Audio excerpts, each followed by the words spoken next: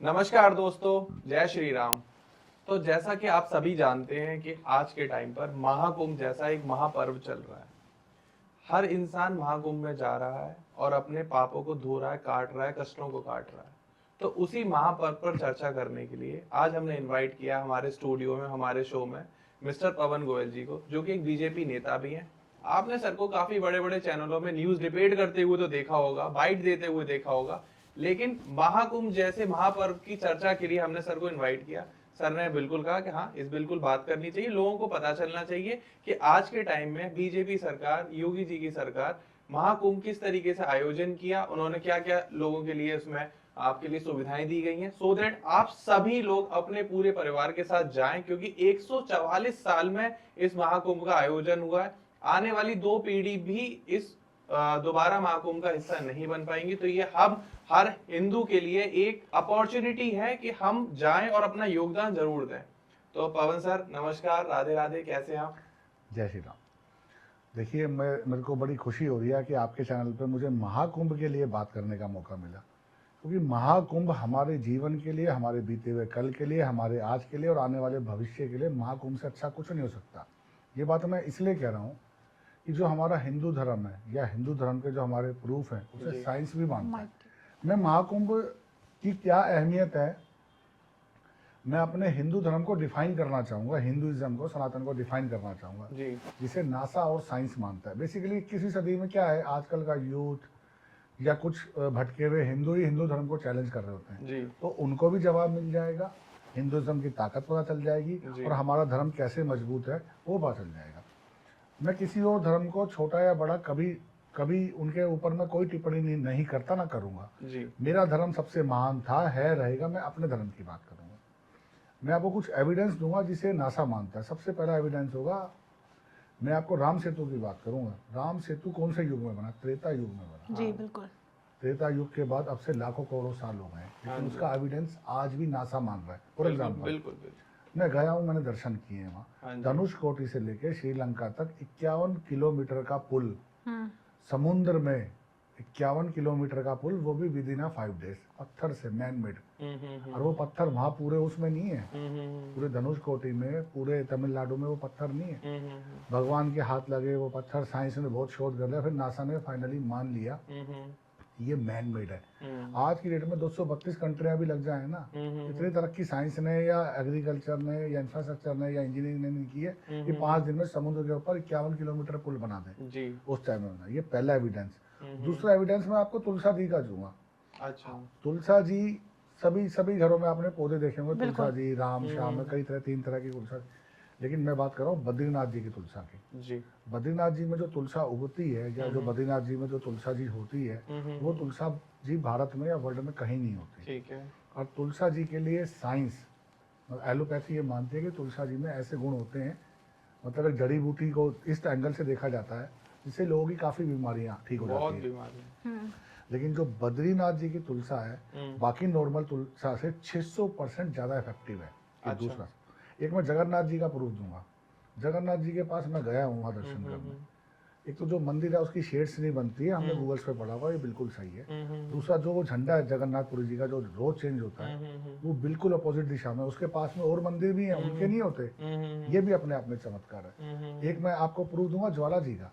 ज्वाला जी पे जो ज्वालाएं निकलती हैं, कुछ लोग जो कहते हैं एंटी हिंदू या जो हिंदुइज्म को नहीं मानते हैं, जो टिप्पणियां करते हैं, कमेंट करते हैं, कहते हैं ज्वालामुखी है। तो मैं आपके पॉडकास्ट के माध्यम से बात कहना चाहता हूँ या चैलेंज करना चाहता हूँ, 232 कंट्रियों में ज्वालामुखी है, क्या वैसा ज्वालामुखी दूसरा कोई है?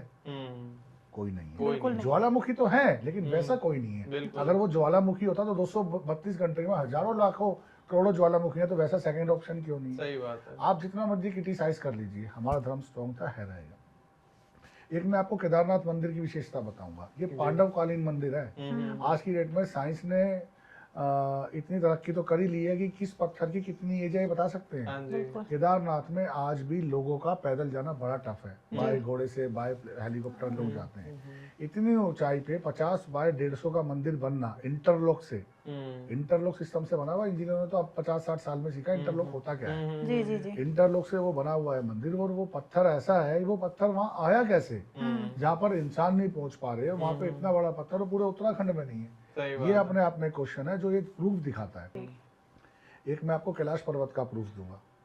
हमारे रामायण में भी आपने देखा होगा, हनुमान जी संजीवनी कैलाश से लेके आए। आपको बड़ा अच्छा लगेगा ये सुनकर कि कैलाश पर्वत पूरी पृथ्वी का, पूरी अर्थ का एक सेंटर है। आप उसको कहीं नॉर्थ ईस्ट वेस्ट साउथ कहीं से सेंटर में, तो वो कैलाश पर्वत ही क्यों है? तो मैं ये कहना चाह रहा हूँ कि हिंदू धर्म में इतनी ज्यादा विशेषता है। अब आप पीपल को ही ले लीजिए। पीपल का हमारे धर्म में पूजा होती है और वो 24 घंटे ऑक्सीजन देता है। पीपल ही क्यों? और वृक्ष क्यों नहीं? तो मैं ये कहना चाह रहा हूँ कि जो भी हिंदू एंटी हिंदू हिंदू धर्म को चैलेंज कर रहा है, उसके इतने सारे सर्टिफिकेट हैं कि शायद पूरी रात भी कम पड़ जाएगी उन्हें बताने के लिए। आज लोग साइंस को मानते हैं, एलोपैथी को मानते हैं। पता है आपको, एलोपैथी के पास जो फार्मूले आए हैं जड़ी बूटियों से आए हैं। जड़ी बूटियां आयुर्वेद से आई है। संजीवनी बूटी भी तो आयुर्वेद था। तो इस आयुर्वेद से एलोपैथी को पता चला है कि इस पत्ते में, इस ग्रीनरी में ये गुण है या ये जड़ी बूटी है। पहले नहीं पता था, उन्होंने नाम उसको एलोपैथिक का दे दिया अंग्रेजी में। जब अंग्रेज हमें लूट के ले गए थे तो हमारी बहुत सारी ज्ञान की बातें, क्योंकि भारत एक वेल डेवलप था। वहां तो कभी किसी चीज की कमी नहीं थी। वास्तव में तो हम सन 800 में ही गुलाम हो गए थे। ये कांग्रेस गवर्नमेंट ने कभी ये पढ़ाया ही नहीं। उन्होंने ये बताया औरंगजेब कहाँ से महान था, हुमायूं, अकबर, बाबर, शाहजहां ये महान नहीं थे। इन्होंने हम पे कब्जा किया था। ये यहाँ पे जन्मे नहीं थे, अरब से आए, इन्होंने जन्मा यहाँ पे, ऐसे टेढ़े मेढ़े लीडर्स पकड़ लिए, उन्हें लालच दिया और हम पे राज किया। कोई बात नहीं। लेकिन 800 साल में क्या होता था कि अरब से लोग आते थे, 6 महीने में एक बार आए, लूट के ले गए, आए और चले गए, फिर 6 महीने में आए, लूट के ले गए, चले गए। तो वो 15-20 दिन के लिए आते थे, लूटते थे, चले जाते थे। तो फिलहाल हम हिंदू धर्म की बात करते हैं और महाकुंभ की बात करते हैं। महाकुंभ को मैं ये बताना चाह रहा हूँ कि लोग कहते हैं कि गंगा के स्नान करने से पाप धुल जाते हैं। ऐसा नहीं है, ये हमारी आस्था है। जैसे करोड़ों लोगों की आस्था है ना 31 दिसंबर में फ्लाई करने की, आलीशान घरों को सजाने की, पार्टी करने की, वो उनकी आस्था है। मतलब कैंडल जलाने की उनकी आस्था है, सड़क पर नमाज पढ़ने की आस्था है। गंगा जल का मैं एक और एविडेंस आपको देना चाहूंगा। अब हमारे धर्म में किसी ने, सबने देखा है कि गंगा जल को कैन में लिया, कीड़े नहीं पड़ते हैं कभी। बिल्कुल नहीं पड़ते। नॉर्मल जल में कीड़े पड़ जाएंगे। बिस्लेरी में, मिनरल वाटर में, चाहे हिमालय 100 रुपए की बोतल लिया उसमें कीड़े पड़ जाएंगे। गंगा जल में नहीं पड़ेंगे। ये आस्था ही तो है, ये धर्म ही तो है। अब जब जो पुराण कह रहे हैं, एक और आप कहीं भी खुदाई कर लें, किसी भी कंट्री में खुदाई कर लें, कहीं भी आपको भगवान की मूर्तियां मिल जाएंगी। भगवान विष्णु जी की तो बहुत मूर्ति अभी भी कहीं खुदाई हुई। राम मंदिर अयोध्या में खुदाई हुई, जब हालांकि मुस्लिम ही थे जिन्होंने खुदाई की थी, क्योंकि ये कंट्रोवर्सी थी। बट खुदाई में हमारे मंदिरों के जो मूर्तियां जो मिलती है, जो सिक्के मिलते हैं, हजारों लाखों साल पुराने होते हैं। साइंस, एलोपैथी, मशीनरी, प्लेन, जहाज, रेलवे 100 साल नहीं हुए इनको आए हुए। इतना टाइम हुआ हमें तरक्की करे हुए, लेकिन हमारा इतिहास, हमारे शास्त्र, हमारे धर्म करोड़ों साल पुराने हैं। ये मंदिर जो आप देख रहे हैं, ये करोड़ों साल पुराने, इनकी कथाएं सामने है। और राम सेतु तो त्रेता युग का है। त्रेता युग मतलब लाखों करोड़ों साल पहले। तो इसलिए हमारे धर्म को चैलेंज ना करें। रही बात महाकुंभ की, अब मैं बीजेपी से हूँ, भारतीय जनता पार्टी है, तो सरकार का मतलब क्या होता है? सरकार जनता से चुनकर आती है। बिल्कुल। तो जो जनता के हित में काम है वो सरकार को पहले नंबर पर रखना चाहिए। जब इतने सारे लोग आएंगे तो सरकार की नैतिक जिम्मेदारी बनती है। सरकार कोई एहसान नहीं कर रही है, जनता ने उल्टा सरकार पे एहसान किया कि जनता ने जिताया है भारतीय जनता पार्टी को। तो हम लोगों की नैतिक जिम्मेदारी बनती है वहाँ पे कानून व्यवस्था सही हो, वहाँ पे रोड सही हो, बसों की सुविधा मिले, ट्रेन की सुविधा मिले, बाय फ्लाइट सुविधा मिले, वहाँ पे सुरक्षा के कड़े इंतजाम हो। मैं ये बात इसलिए कह रहा हूँ, पहले आपने देखा होगा बिफोर योगी गवर्नमेंट, क्योंकि ज़्यादातर जो कुंभ है यूपी उत्तराखंड, प्रयागराज, हरिद्वार, नासिक, उज्जैन, यहाँ आपको देखने को मिलता है। लेकिन प्रयागराज में 144 साल बाद है, मेजर है, बहुत बड़ा है। बिल्कुल। और आज आप देख रहे हैं कहाँ 40-45 करोड़ की बात हो रही थी, 55 करोड़ के पास आंकड़ा पहुंचने वाला है। उसका कारण है, पुराने टाइम में जब इतिहास में समुद्र मंथन हुआ था, तो जो मैं 4 जगह के नाम बताए, यहीं पे ही अमृत काल की बूंदें गिरी थी। जो अमृत है उससे ही सारा संसार बना था। कोई माने या ना माने, सृष्टि हमसे ही बनी है। अब होता क्या है कि हम लोग, जैसे आपने देखा होगा, फॉलोवर हो जाते हैं किसी किसी चीज के, तो उस तरीके से लोग भटक जाते हैं। कोई बात नहीं, सनातन धर्म कल भी था, आज भी है और कल भी रहेगा। 18 वेद भी हैं, 4 पुराण भी है, महाभारत भी है, रामायण भी है, भागवत गीता भी है और भागवत भी है। लोगों को ये भी नहीं पता, तो मैं आपके पॉडकास्ट के माध्यम से बता दूं, भागवत और भगवत गीता में बहुत फर्क है। भागवत वो है जो हम 7 दिन के ब्राह्मण पुजारी करते हैं और हम लोग उसको सुन लेते हैं, क्योंकि पुराने काल में कहा गया था कि 18 वेद 4 पुराण कौन पढ़ेगा, इसलिए भागवत गीता हो जाएगी, भागवत हो जाएगी तो लोगों को पुण्य मिल जाएगा। और भागवत वो है जो भगवान कृष्ण ने अर्जुन को सुनाई थी, भगवत गीता, सॉरी भगवत गीता वो है जो गीता का सार जिसे कहा जाता है जी। अर्जुन को भगवान कृष्ण ने जिम्मेदारियां सिखाई थी जी। तो मैं ही कहना चाह रहा हूँ, और भगवान कृष्ण के आपने रूप भी देखे हैं, और जब बाबर आया था तो उसने हमारे मेन मंदिरों पर ही कब्जा किया था। और मैं आपको एक बात और बता दूं, 62,000 मंदिर तोड़े गए थे। मतलब हिंदू तो इतनी सॉफ्ट कौम है, सिर्फ 3 मंदिर की मांग करती है, राम मंदिर की, काशी की, अयोध्या की, काशी की, और एक और है मथुरा की।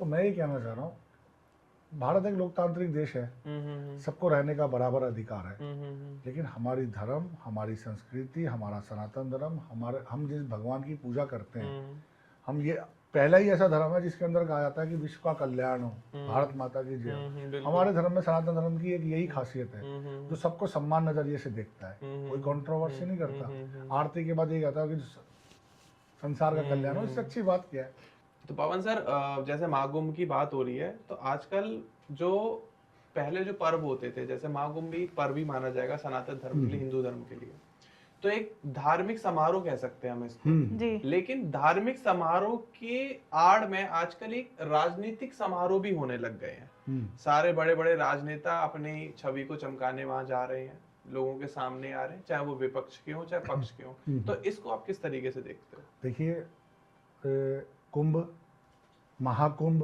अर्धकुंभ जी 1947 में देश आजाद हुआ था, उसके बाद से नहीं, और उससे पहले से ही हो रहे, बिल्कुल। जब से हिंदू धर्म है जी, जब से सनातन धर्म है।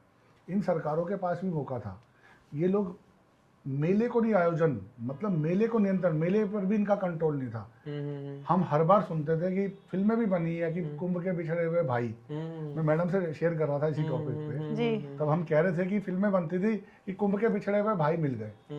तो सरकार की नीति और नियत में कभी भी, उत्तर प्रदेश में अधिकतर सरकार 4 बार अखिलेश यादव जी की, एक बार अखिलेश यादव जी मुख्यमंत्री बने, 3 बार मुलायम सिंह जी मुख्यमंत्री बने।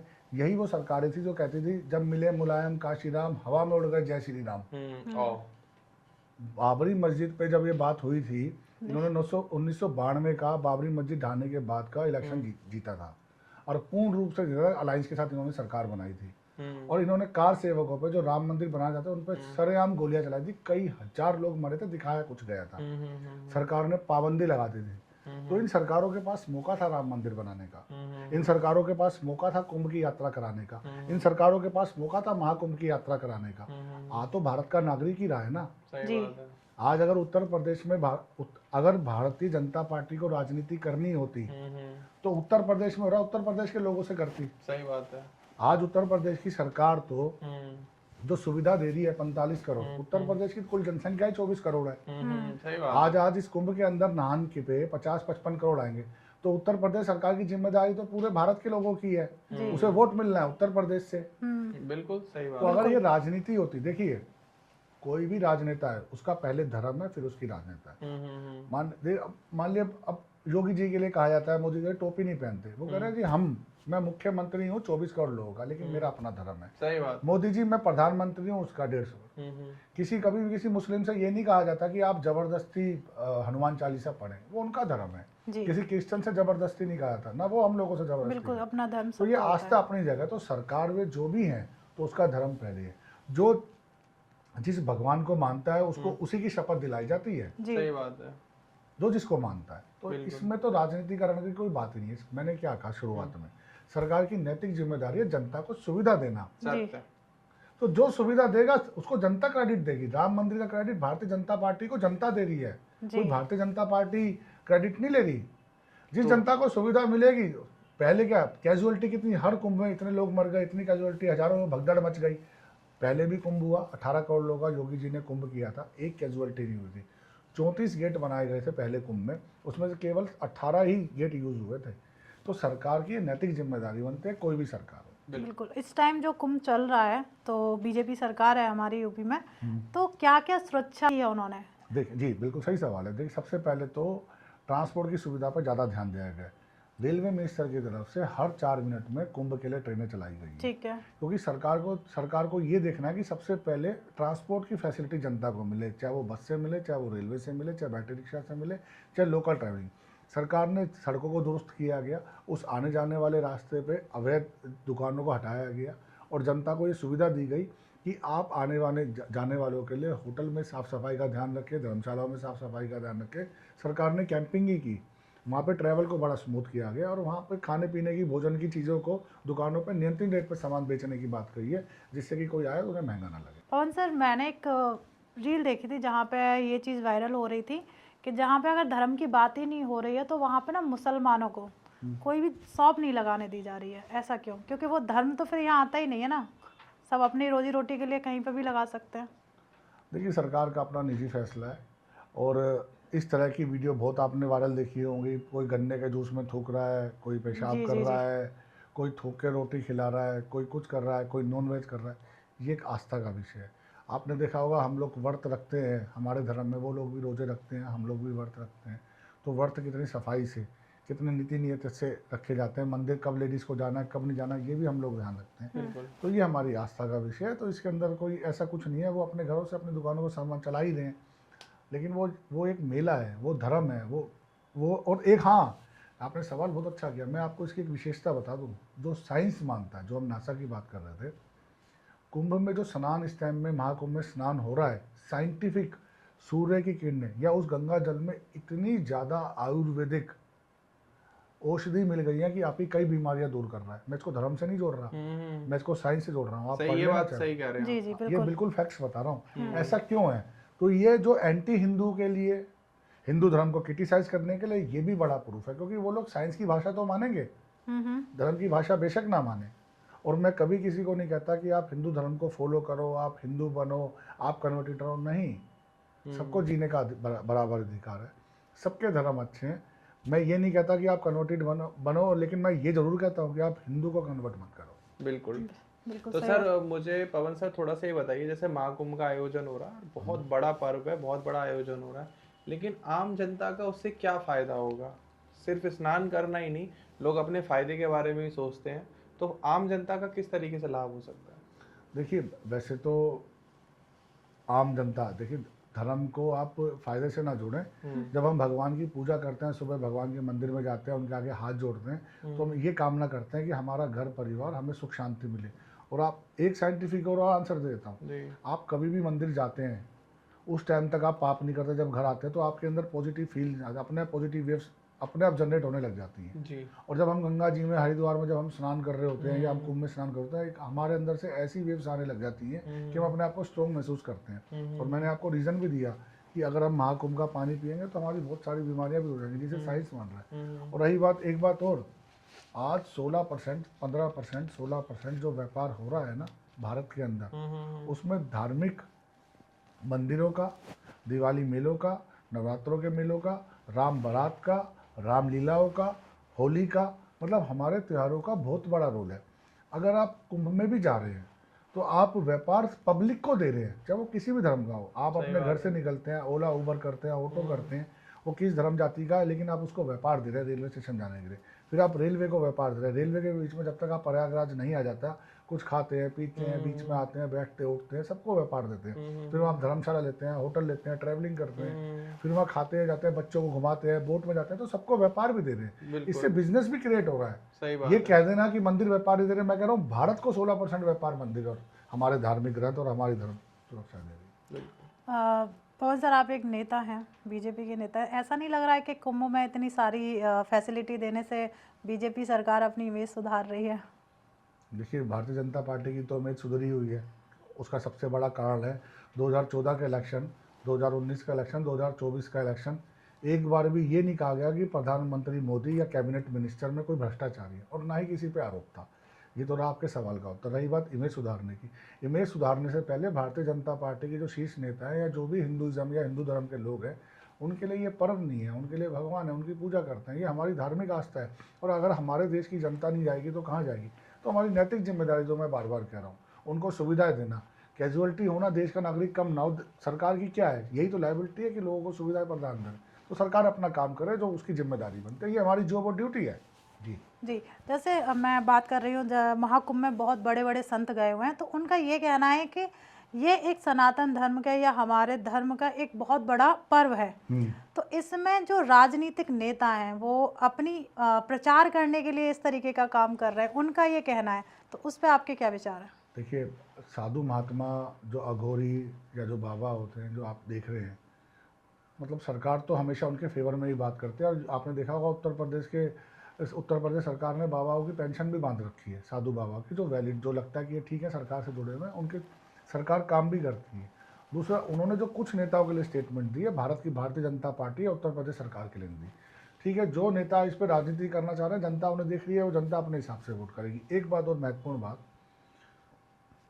जो ये नागा साधु हैं और जो अघोरी हैं और जो ये बाबा हैं, आपको पूरे भारत में कहीं दिखेंगे। इसको मैं धर्म से और आस्था से और साइंस से भी जोड़ रहा हूँ। ये आपको महाकुंभ में दिखेंगे। और महाकुंभ की और कुंभ की विशेषता ही यही है कि आपको ऐसे ऐसे लोगों को देखने को मिलेगा जो हमने कभी सोचे ही नहीं होंगे। आज रील्स वायरल हो रही हैं, वो लोग आप देख रहे होगे, कोई बाबा अपने सर पे खेती उगा रहा है जो हम नवरात्रों में उगाते हैं, कोई चेन से बांधा हुआ है, कोई कुछ है, किसी का हाथ ऐसे खड़ा हुआ है। तो उनको क्रिटिसाइज किया तो योगी सरकार ने उनके खिलाफ सख्त एक्शन लिए। तो बाबाओं के लिए, हमारे लिए सम्मान, साधु के लिए, महात्मा के लिए, पुजारियों के लिए, इस सरकार के लिए सर्वोपरि है। तो उनकी जो बात है, जो नेता गलत कर रहे हैं, वो अपने आप जनता देख रही है, उन्हें आने वाले चुनाव में उनका रिजल्ट भी देखने को मिलेगा। बिल्कुल, तो इस पर राजनीति अगर करनी होती तो ये सुविधा ना देती सरकार। ये राजनीति नहीं है, सुविधा देने की बात, जो हमारी नैतिक जिम्मेदारी है। बिल्कुल सही बात है। तो पवन सर, अगर कुंभ की बात चली रही है तो वहाँ महिलाओं का भी जिक्र किया जाएगा, तो वहाँ महिलाओं के लिए क्या सुरक्षा प्रदान की जा रही है कि वहाँ जाके महिलाएं सुरक्षित हैं? देखिए, अभी तक आपके सामने ये 13 जनवरी को कुंभ शुरू हुआ था, आज 27 जनवरी पर हम बैठे हैं। आज तक भी आपने देखा होगा, एक भी ऐसी वीडियो निकल कर सामने नहीं आई है जहाँ पे लोगों को तकलीफ हो रही है। तो सरकार ने विशेष ध्यान रखा हुआ, जिस तरीके से शौचालय रखे हुए, कवर्ड भी रखे हुए, महिलाओं के लिए सुविधा, और महिला कर्मचारी भी वहाँ लगी है। पवन सर, महाकुंभ में हमने ऐसा भी देखा गया है कि बहुत सारे ना नए नए बाबा आ गए हैं एकदम से मार्केट में, जो पहले नहीं, कोई उनका कोई एग्जिस्टेंस था, कोई नहीं जानता था, लेकिन उनके अपने विचार हैं, अपनी मार्केटिंग है, अपने तरीके से। और हमने ज़्यादातर बाबाओं को, लोगों, भोली वाली जनताओं के दिमाग के साथ खेलते हुए भी देखा है आपने। बहुत सारे बाबा जेल भी गए हैं और आज के टाइम में जेल में बंद भी हैं। तो जो ये बाबा लोग एकदम से आते हैं और मीडिया उनके पीछे पड़ती है, उनकी मार्केटिंग करती है, उनको एक हाइप देती है, क्या ये सही है एक ऐसे महापर्व में इस तरीके का काम करना, और मीडिया का इतना बड़ा रोल उन बाबाओं की हाइप बनाना? जी, इसमें दो तरह की बात है। देखिए, कुछ बाबा हैं जो इस तरीके से हैं। भारतीय जनता पार्टी की सरकार में 3 बाबाओं को, बाबा राम रहीमोच है, आसाराम बापू और एक बाबा और थे जिनको बंद किया गया। आज से पहले ये बाबा अपनी दुकान चला रहे थे। जी बिल्कुल। जिस भी बाबा के खिलाफ भ्रष्टाचार का, बलात्कार का, लोगों को, जनता को सताने का, परेशान करने का आरोप लगेगा तो ये सरकार बिल्कुल सख्त से सख्त कार्रवाई करेगी, और जिसको जैसी भाषा में समझना होगा, जेल की भाषा में, उसी भाषा में समझाएगी। रही बात, अब मैं पब्लिक से अपील करना चाहता हूँ, किसी भी बाबा को, किसी भी साधु को, किसी भी महात्माओं को एकदम विश्वास करने से पहले कम से कम 6 महीने, साल भर उन्हें परखें, उनकी दीक्षा लें। अब प्रेमानंद जी महाराज हैं, उनको सारी दुनिया फॉलो करती है, वो बिल्कुल क्लियर कहते हैं कि मुझे कोई चंदा नहीं चाहिए, मुझे कुछ नहीं चाहिए, मैं कुछ ठीक नहीं कर सकता, मेरा काम यह है कि आप भगवान का नाम लो, अपने कर्मों पे विश्वास करो, सत्कर्म करोगे तो सही रास्ते पे जाओगे। तो ऐसे बाबा भी हैं जो भगवान के सामने लोग पूजा जा रहा है, और ऐसे बाबा भी है। पाखंड तो पहले से चलता है, हर धर्म में पाखंड है, खाली मैं ये नहीं कह रहा कि हमारे धर्म में पाखंड है, पाखंड आपको कहीं भी मिल जाएगा। बिल्कुल। तो जनता की भी नैतिक जिम्मेदारी बनती है, हम लोगों की भी नैतिक जिम्मेदारी बनती है कि हम किसी पे जल्दी से विश्वास ना करें, हम उसको जांचे परखे फिर उस पर विश्वास करें। और अगर आपको कोई भी पाखंडी मिलता है तो तुरंत कार्रवाई करें, बिल्कुल तुरंत कंप्लेंट करें। 112 नंबर पे, 100 नंबर पे आप कॉल कर सकते हैं। अभी जैसे आपने देखा होगा, आपने एक रील देखी होगी, एक बच्ची के साथ किसी बाबा ने गलत किया, उस बच्ची को बिल्कुल सुरक्षा तरीके से सरकार ने, पुलिस ने उसके घर पहुंचाया गया और बाबा के खिलाफ एक्शन लिया गया। बिल्कुल सही बात है ये। तो आज अभी हम सर, आपने देखा होगा कि जो सरकार है और मीडिया है, मीडिया आज के टाइम में बहुत बड़ा रोल प्ले करती है, और महाकुंभ में कहा जा रहा है करीब 1 लाख यूट्यूबर भी पहुंचे हुए हैं जो महाकुंभ को कवर कर रहे हैं। तो वो क्या दिखा रहे हैं लोगों को कि एक बाबा चिमटा लेके मार रहा है, उसको लोग परेशान कर रहे हैं, बाबाओं से बार बार सवाल पूछ रहे हैं। बाबा लोग जो साधना कर रहे हैं, जगोरी जो वहां पर नागा बाबा बैठे हुए जो तपस्या कर रहे हैं, क्या उनसे सवाल पूछना, उनको मीडिया कवरेज देना, क्योंकि वो वैसे तो कहीं दिखाई नहीं देते, ये जैसे कोई महापर्व होता है इसी टाइम पे आते, तो इनकी मीडिया कवरेज करना, इनको हाइप में लेके आना, क्या ये सब सही है? मैं इस पॉडकास्ट के माध्यम से, धर्मसूत्र के माध्यम से उन यूट्यूबर्स को कहना चाह रहा हूँ कि जो ये साधु बाबा, इनको कोई हाइप नहीं चाहिए, इनको कोई नेम और फेम नहीं चाहिए, इन्हें कोई राजनीति नहीं चाहिए, इन्हें कोई बॉलीवुड, टॉलीवुड, हॉलीवुड नहीं चाहिए। ये अपना पूजा पाठ करने आते हैं, इन्हें पता है कि महाकुंभ की महत्वता क्या है। ये स्नान करने आए, पूजा पाठ करो, चले जाएंगे। मेरी आपसे रिक्वेस्ट है कि इन लोगों के इंटरव्यू ना लें, क्योंकि ये लोग धर्म को मजबूत करने वाले लोग हैं। ये साक्षात भगवान की तरह, और ये कहीं दिखाई भी नहीं देते आपको, सिर्फ कुंभ में, महाकुंभ में, अर्धकुंभ में दिखाई देंगे। अब ये जो महाकुंभ है तो अब सारे निकल के आ रहे हैं बाबा, जो हमने सोचे भी नहीं होंगे, मैंने अपनी लाइफ में पहली बार देखे हैं। तो इसलिए कि मेरा कहने का मतलब सिर्फ यही है, आपका सवाल बड़ा वाजिब है कि इन बाबाओं को, इन साधुओं को परेशान ना किया जाए। उन्हीं से आप यूट्यूब आए तो आप महाकुंभ को दिखाओ, सरकार के सिस्टम को दिखाओ, लोगों की सुविधा को दिखाओ, कोई परेशानी है वो चीज़ दिखाओ, सरकार उस पर कार्रवाई करे, उस पर काम करे। बिल्कुल। महाकुंभ को अपने त्योहार की तरह से मना, जैसे हम दिवाली मनाते हैं। महाकुंभ 144 साल में, आपने सही कहा, हमारी आने वाली 2 पीढ़ियां भी इसको नहीं देख पाएगी। जी बिल्कुल बिल्कुल। तो महाकुंभ को लेके आपके विचार क्या हैं? जैसे आपने बहुत कुछ एक राजनीति से जोड़ा इसे, तो होता है ना, एक अपना व्यक्तित्व विचार क्या है आपका इस पे? मेरा व्यक्तिगत विचार ये है कि मैंने आपको इस पॉडकास्ट के शुरू में भी कहा कि जितने हमारे धर्म के प्रूफ हैं साइंटिफिक, शायद ही किसी के हों। अभी तो मुझे और याद भी नहीं आ रहे, लेकिन फिर भी जितने हैं बहुत ज़्यादा है। और महाकुंभ 144 साल बाद हो रहा है, और गंगा जल हम लाते हैं। जब आपने देखा होगा डेथ हो जाती है, हम गंगा जल भी छिड़कते हैं, नीम का पत्ता लाते भी हैं, हम अपने पूजा पाठ करते हैं, कहीं हवन करते हैं, कुछ करते हैं। तो गंगा जल की कितनी महत्वता है, और साइंस भी इस बात को मान रहा है। तो सबको जाना चाहिए। आपके पॉडकास्ट माध्यम से मैं सबको कहूँगा कि भगवान करें मुझे और आपको सबको मौका मिले, महाकुंभ में जाएं, दर्शन करें, उस गंगा जल से नहाएं।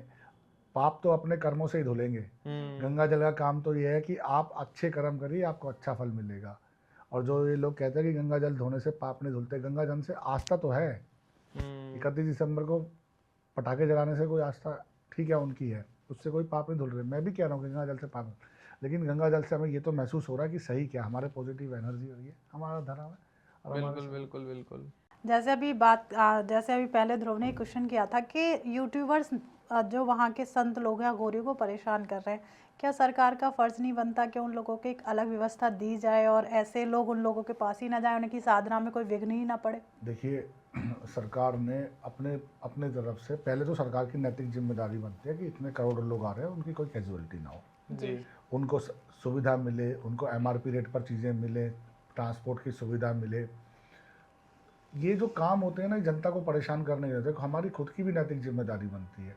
अभी जैसे ध्रुव जी ने कहा कि ये यूट्यूबर है, ये गलत कर रहे हैं, तो हमारी खुद की भी लायबिलिटी बनती है। सरकार का फोकस सबसे पहले तो ये है उन साधु बाबाओं की, जनता की सेफ्टी और सुरक्षा जी। और उसके बाद, लेकिन हाँ, अगर कोई भी यूट्यूबर परेशान करता हुआ मिलेगा, कुछ दिखेगा, अभी आपने देखा होगा एक जाली वाले बाबा दोबारा वापस आ गए प्रशासन की तरफ से, उन्हें तंग किया गया था और उस यूट्यूबर को के खिलाफ सख्त कार्रवाई भी की। ऐसा नहीं सरकार कुछ नहीं कर रही है, लेकिन सरकार इन चीज़ों को भी नोटिस कर रही है। और मेन मुद्दा हमारे लिए ये है कि कोई कैजुअलिटी ना हो, मैक्सिमम ज़्यादा से ज़्यादा लोग आए। पहले की सरकार इससे पल्ला छुड़ाती थी, भागती थी कि ये करना ही ना पड़े, क्योंकि इतने सारे लोगों को सुरक्षा देने के लिए उनको लगता था बहुत बड़ा टास्क है। आज ये सरकार है, केंद्र में डबल इंजन की सरकार है, योगी जी की, मोदी जी की, इसी वजह से ये चीज़ें संभव है कि हम कह रहे हैं हाँ मैक्सिमम लोग आओ, पहले कहते थे मिनिमम लोग आओ। यही फर्क है पहले की सरकार में और आज की सरकार में। नहीं पवन सर, मैं बिल्कुल आपके विचारों से सहमत हूँ। मेरा सर एक अंतिम सवाल रहेगा, और वो ये है कि काफ़ी सारे जो नए साध्वी आ रही हैं या बाबा लोग जो लॉन्च हो रहे हैं टाइप से, जो महाकुंभ को एक मंच मानते हैं लॉन्च होने का, कि मैं जाऊंगा, कुछ नया करके दिखाऊंगा और मैं एकदम मीडिया की कवरेज में आ जाऊंगा और मैं लॉन्च हो जाऊंगा, और लॉन्च होके उसको एक व्यापार बना लूंगा। और आने वाले टाइम में हो सकता है आप भी देखो कि वो कहीं किसी गद्दी पर बैठे दिखे, लोगों को ज्ञान देते हुए दिखे, और एक उसको व्यापारिक मोड़ ले लें। तो ऐसे लोगों को, या ऐसे जो पहले यूट्यूबर भी रह चुके हैं, या कुछ लोग ऐसे हैं जो कैमरा फ्रेंडली रह चुके हैं, जिनको कैमरे पर बोलना आता है, जो असलियत में बाबा होगा या साधु होगा या नागा होगा, उनको कैमरा फेस करना नहीं आता, कैमरे पे क्या बोलना उनको खुद कुछ नहीं पता, उनको तो साधना करनी आती है। तो उन लोगों को आप क्या कहना चाहोगे? मेरा सवाल सिर्फ इतना सा ही है, या मेरा उत्तर सिर्फ इतना सा ही है कि पब्लिक की भी नैतिक जिम्मेदारी बनती है कि भगवान किसे मानना किसे नहीं। कोई इंसान पहली बात भगवान नहीं हो सकता, यही बात प्रेमानंद जी भी कहते हैं कि कोई इंसान भगवान नहीं हो सकता। हम किसी भी बाबा को, खासकर ढोंगी और ऐसे बाबा को, भगवान का दर्जा ना ही दे। हमें किसी बाबा की बात अच्छी लग सकती है, हम उनको फॉलो कर सकते हैं, लेकिन भगवान ना माने। भगवान वो खुद भी, जब वो खुद ही नहीं कहते कि मैं भगवान हूँ तो फिर आप किस लिए मान रहे हो। रही बात यूट्यूबर्स की, उनको हाइप दे रहे हैं, तो देखिए यूट्यूबर बहुत सारे ऐसे हैं जिनका बिजनेस है उनको हाइप देना, और वो जो मार्केट में आ रहे हैं, जो नकली बाबा है, जो नकली साधु है, जो लॉन्च हो रहे हैं, उनका भी बिजनेस है अपने आप को हाइप करना। तो यहाँ पर जनता के ऊपर भी क्वेश्चन क्रिएट हो जाता है कि हम किसको सही मान रहे हैं, किसको गलत मान रहे हैं। जब हमें ये पता है कि एक शराब का ठेका और ये मंदिर है, हमें शराब के ठेके पे जाना है मंदिर पे। जब हमें पता है कि आज दोपहर है, शाम नहीं है। जब हमें पता है ये 500 का नोट है, 100 का नोट है। जब हमें पता है कि ये उत्तर प्रदेश का जाने का रास्ता ये है। तो जब हमारे को सारी बातों का पता है कि काजू इसे बोलते हैं, बादाम इसे बोलते हैं, बिस्कुट इसे बोलते हैं, दूध इसे बोलते हैं, तो हमें ये भी ध्यान रखना चाहिए कि जिसके साथ हम अटैच हो रहे हैं, जिनके साथ हम बात कर रहे हैं, जिससे हमें इतनी इज्जत दे रहे हैं, क्या वो डिजर्व करते हैं या नहीं करते। ये बात आपने एकदम बहुत बढ़िया बोली है, और जो भी जनता आपकी ये बात सुन रही होगी शायद आपसे कनेक्ट कर पाए, क्योंकि जनता बहुत जल्दी क्या है, आपने देखा पवन सर, पॉजिटिव के लिए लेके लोग इतनी जल्दी अट्रैक्ट नहीं होते जितना नेगेटिव को लेकर अट्रैक्ट। इसमें एक पॉइंट बोलना चाहता हूँ, लोग झूठ पे बड़ी जल्दी विश्वास करते हैं और सच के लिए आदमी प्रमाण मांगते हैं। तो सत्य को आज की डेट में प्रमाण की जरूरत है और झूठ बड़ी जल्दी बिक जाता है। और मैं इसी में एक बात और जोड़ना चाह रहा हूँ, आज इस झूठ की वजह से ही आपने देखा होगा डाइवोर्स के केस बहुत ज्यादा हो गए, बहुत ज्यादा बढ़ते आप हर दूसरे घर में देख रहे होंगे कुछ सालों बाद। अभी वीरेंद्र सहवाग की भी बातें हो रही हैं। तो मैं ये इस पॉडकास्ट के माध्यम से बोलना चाह रहा हूँ कि आप जितना झूठ बोलोगे या जितना झूठ पे विश्वास करोगे, फ्यूचर आपका खुद का ही खराब है। बिल्कुल। जय हिंद, जय भारत। ऐसा मैं कोई सवाल नहीं, बस यही कहना चाहती हूँ, क्या हम सनातनी इतने खुशकिस्मत हैं कि हमें ये कुंभ मिला है। देखिए महाकुंभ में एक हमारे धर्म की क्या विशेषता है, आपने देखा कुछ मुस्लिम युवक भी या कुछ मुस्लिम लोग भी कुंभ में आते हैं। किसी के लिए कोई बैन नहीं है। ये कुंभ, मैंने क्या बताया कि हमारा धर्म ऐसा है जिसके अंदर पूरे संसार का कल्याण हो, सभी के लिए, सब आए, सबका स्वागत है। मतलब हमारी जो जनरेशन है वो ज्यादा हम तो खुश नसीब हैं कि हमें मौका मिला है। तो मेरी बस इस चैनल के माध्यम से, इस पॉडकास्ट धर्म सूत्र से यही विनती है कि जो लोग जाएं, किसी को तंग ना करें, किसी बाबा को परेशान ना करें, अपना जाएं, दर्शन करें, गंगा स्नान करें और अपने परिवार के लिए और अपने लिए, अपने व्यापार के लिए और अपने ऑफिस के लिए और अपने देश के लिए तरक्की की कामना करें। पवन सर, ये मान के चलिए आपकी बातों में जो नैतिकता झलकती है धर्म को लेके और इस देश को लेके, वो एकदम साफ दिखाई देती है आपकी आंखों में, कि जो आपके मन में है वही आपके मुंह पर है और वही आपकी आंखों में भी है। और मैं बिल्कुल अपने इस पॉडकास्ट में लोगों से कहना चाहूँगा, वीडियो का हम लोग अंत कर रहे हैं, कि पवन सर ने इतनी अच्छी तरीके से महाकुंभ को विश्लेषण करा कि ज़रूरी है हमारे सनातन धर्म के लिए हमें से एक पर्व की तरह माने, और हर इंसान की नैतिकता जिम्मेदारी है कि वहाँ जाए और स्नान करे और इस महाकुंभ का लाभ उठा पाए, क्योंकि आने वाली 2 पीढ़ियाँ आप इस महाकुंभ का लाभ नहीं उठा पाएंगी। तो ये हम लोगों के लिए, सभी के लिए बहुत ज़रूरी बन चुका है। बाकी अगर आपको अभी भी लगता है कि आप किसी भी बात से सहमत नहीं है, या कोई बात हमने गलती से फ्लो में गलत बोल दी जो आपको पसंद नहीं आ रही हो, तो कमेंट सेक्शन खुला हुआ है, आप कमेंट में आके बता सकते हैं हमें। और साथ में आप वीडियो आपको पसंद आई हो, हमारे और पवन जी के विचार आपको अच्छे लगे हो, तो प्लीज़ वीडियो को लाइक कर दीजिएगा और ज़्यादा से ज़्यादा लोगों तक शेयर करिए, सो दैट लोग जान पाएँ कि महाकुंभ क्या है, हमारी सरकार ने किस तरीके की वहाँ पर व्यवस्थाएँ करी हैं। और साथ में हमारे सपोर्ट के लिए पवन सर की तरफ से हम सभी से रिक्वेस्ट करना चाहेंगे, सर आप भी थोड़ी रिक्वेस्ट कर दीजिएगा, आप प्लीज सब्सक्राइब कर लीजिए, सो दैट हम पवन सर को बार बार बुलाते रहें, क्योंकि पवन सर एक बहुत ही नेक दिल इंसान है। सर एक छोटी सी रिक्वेस्ट। देखिए, मैं धर्म सूत्र पे आया हूँ, मुझे ये दोनों एंकर बहुत पसंद आए। सबसे बड़ी इनकी खासियत क्या है कि क्वेश्चन को मैनिपुलेट नहीं किया गया। आपने देखा होगा पॉडकास्ट के अंदर मोस्टली क्या होता है कि आप जिस चैनल पे बैठे हैं जी, वो कहते हैं जी हम ये क्वेश्चन रेज करेंगे, आपका क्या आंसर है। ऐसा कुछ भी नहीं है। आपने देखा होगा मेरे हाथ में कोई आंसर शीट नहीं दिया आपने। इस पॉडकास्ट की एक यही विशेषता है जो मुझे सबसे ज़्यादा पसंद है, कि इन्होंने मुझे कोई आंसर शीट नहीं दी है कि आप ये आंसर आपको ऐसे बोलना है। बिल्कुल। तो जितना कोई भी चीज़ अगर ईमानदारी से कही जाएगी, रखी जाएगी, कोई बात में सच्चाई होगी, वही समझ में दिल से वही समझ में आएगी। बिल्कुल। आप किसी भी चीज़ को मैनिपुलेट करोगे बहुत ज़्यादा। इतना ही मैं कहना चाहूँगा। इस चैनल को आप प्लीज़ सब्सक्राइब करें और हम तीनों से कुछ भी सवाल हो आप इस पॉडकास्ट में ज़रूर मेंशन करें, जिससे कि आपको उत्तर दे सकें। लेकिन हाँ, मैं आपसे ये ज़रूर कहता हूँ कि मैं इन दोनों से रिक्वेस्ट जरूर करूँगा कि दोबारा मुझे मौका दें बुलाने का अपने चैनल पे। अरे बिल्कुल सर, आपको बुलाया जाएगा।